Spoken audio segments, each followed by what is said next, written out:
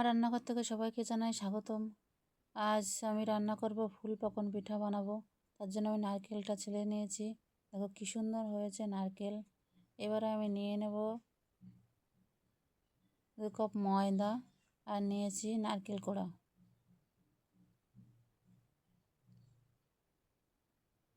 এবার আমি ময়দাতে একটু তেল দিয়ে ভালো করে মেখে নেব। তেল দিয়ে ভালো করে মেখে জল দিয়ে মেখে নিয়েছি দেখো। এবার একটু তেল দিয়ে রেখে দেবো, কিছুক্ষণ ঢাকা দিয়ে রেখে দেবো।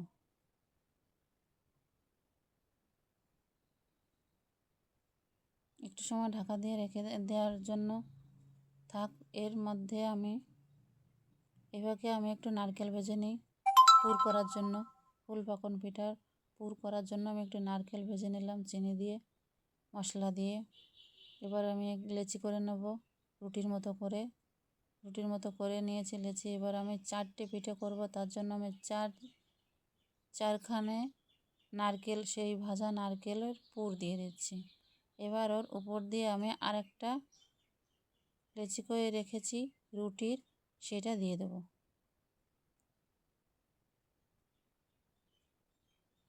এবার আমি একটা গ্লাস দিয়ে গোল গোল করে কেটে নেব। তোমরা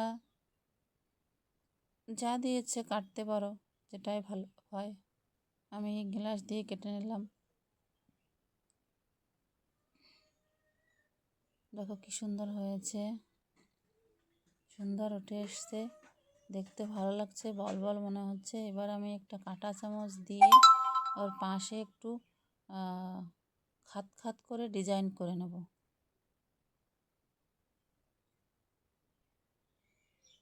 যাতে দেখতে একটু ভালো হয়।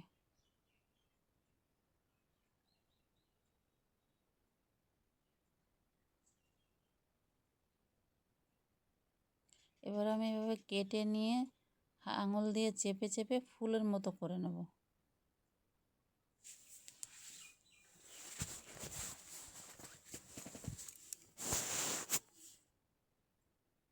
দেখো এভাবে আমি সবগুলো পিঠে ফুলের মতো করে নেব। দেখতে একটা ফুল ফুল মনে হবে যেন একটা ফুলের মতোই দেখাচ্ছে। সবগুলো আমি এভাবে করে নেব।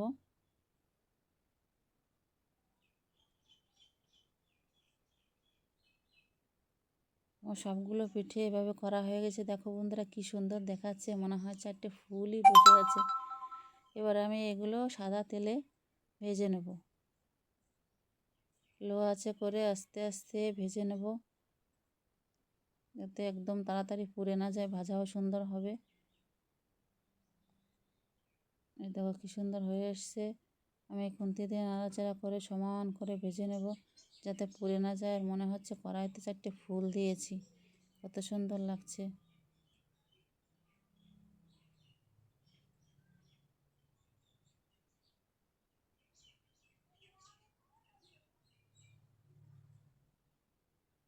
সমানভাবে নেড়ে চেড়ে ভেজে নিয়েছি। এবার আমি নামিয়ে নেব, একটা একটা করে নামিয়ে নিয়েছি সবগুলো। দেখো বন্ধুরা কি সুন্দর দেখাচ্ছে, সুন্দর হয়েছে। রেডি হয়ে গেছে আমার ফুল পাকন পিঠা। তোমরা খেতে চলে এসো। আর ভিডিওটা যদি ভালো লাগে লাইক কমেন্ট শেয়ার করে দিও। পাশে থেকো বন্ধুরা সব সময়।